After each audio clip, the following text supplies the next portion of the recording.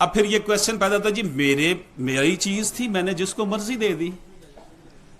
تم میں سے ہر کوئی کسی کی ریت ہے، اس سے اس کی ریت کے بارے میں سوال کیا جائے گا. نبی پاک صلی اللہ علیہ وآلہ وسلم کو ایک صحابی نے گواہ بنانا چاہا کہ یہ میں اپنے بیٹے کو گفٹ کر رہا ہوں، تو آپ نے کہا باقی بچوں کو بھی تم نے کیا ہے؟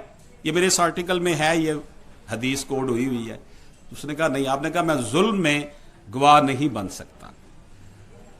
تو بیٹیوں کو جتنے بھی ہم کیس پڑھتے ہیں یہاں پر پاکستان میں، یہ سول لیٹیگیشن چل رہی ہے، تو اس میں لکھا تھا جی ہم نے بیٹی کی شادی جو کر دی تھی اس پہ پیسہ لگا دیا تھا. یا بھائی کرتے ہیں جی ہمارے ابا نے اس کی شادی کی تھی نا تو اس کو سارا کچھ دے دیا تھا. تو شادی تو بیٹے کی بھی کی تھی. بیٹا تو زیادہ بڑی لیبلٹی ہے. اگر آپ لوگ مجھ سے اتفاق کریں تو بیٹیاں تو لیبلٹی نہیں ہیں. بیٹیاں تو مرتے دم تک اپنے باپ کی، اپنی ماں کی جان کی سلامتی کی دعائیں مانگتی رہتی ہیں، اور وہ ایک نسل کو پروان چڑھاتی ہیں اگر ہم نے اس کی اچھی تربیت کی ہو. اور بیٹا جو ہے اس کے انہوں نے جناب کیس میں کیا لکھ دیتے ہیں جی ہمارے ابا نے اس کی شادی کر دی تھی، اس کو سارا کچھ جہیز میں دے دیا تھا، اس لیے اب اس کا کوئی حصہ نہیں ہے. تو پھر قرآن کو سپریم لا ہم کیوں مانتے ہیں؟ اگر قرآن کو سپریم لا مانتے ہیں according to honourable supreme court of Pakistan کہ ہر ہبہ، ہر تملیک، ہر بیع اور دستبرداری it is against the injunctions of Islam, جس سے کوئی شرعی وارث جو ہے وہ محروم ہو رہا ہے. اب کوشچن یہ پیدا ہوتا ہے کہ اپنی زندگی میں کیا وہ دے سکتا ہے؟ آپ مجھے یہ بتائیں کہ کوئی کسی کے فیوچر بینیفٹس کو نقصان پہنچانے کی آپ کسی کو اجازت دیں گے؟ وہ بھی اپنی اولاد کے. تو فیوچر بینیفٹس اب ہمارے ہاں جو ہے وہ ول بھی 1/3 کی ہے.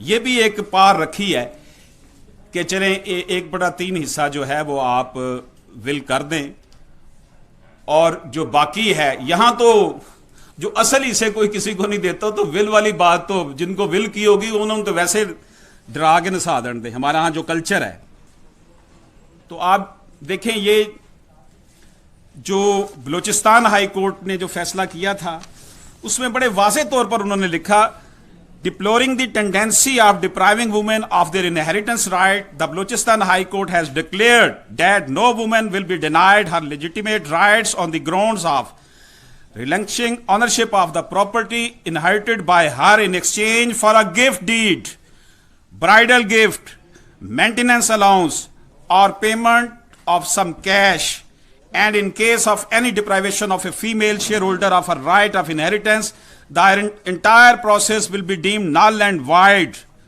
ہمارے ہاں یہ ہے جب بھی یہ لا ہے کہ میوٹیشن کی جائے گی ہبہ کی، تو جتنے بھی اس سے متاثرین لوگ ہو رہے ہیں تو ان کو نوٹسز کیے جائیں گے. اگر بیٹے کو ہبہ کر دیا ابا نے تو بیٹیوں کو نوٹس کیے جائیں گے. ریونیو ڈپارٹمنٹ ان کو نوٹس کر کے بلائے گا اور پوچھے گا کہ آپ کے ابا نے ان کو یہ کیا ہے، کیا واقعی آپ کو پتا کہ یہ ہو رہا ہے؟ اور وہاں پر نمبردار جو ہے اس ایگریکلچر لینڈ کی میں بات کر رہا ہوں، وہاں پر وہ ایز اے گواہ، اور اس کے ساتھ ایک اور ممبر جو ضلع کونسل کا ممبر ہوگا یا یونین کونسل کا ممبر ہوگا، اس کے سگنیچر ضروری ہیں. عام آدمی گواہ نہیں وہاں پہ چلتا.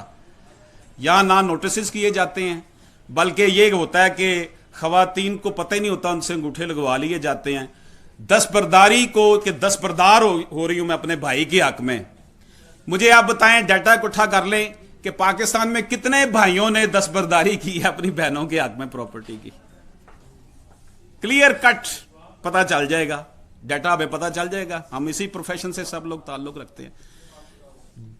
جو دستبرداری ہے اس کو honourable supreme court of Pakistan judgment میں کلیئر کٹ اس کا ذکر ہے. آپ کے پاس جو نوٹس میں نے دیے ہیں کہ یہ اگینسٹ دی لا ہے. اگر کوئی ڈپرائیو کرتا ہے اس سینس میں کہ جناب میں یہ تو دستبردار ہو گئی ہے میرے حق میں، نو کہ جی پہلے اس کو دیں، اس کے پاس جائے، پھر دیکھتے ہیں جب کسی کو پراپرٹی ملتی ہے تو پھر وہ آپ کو کیسے دیتی ہے. No res judicata in the matter of inheritance, no time limitation in the matter of inheritance.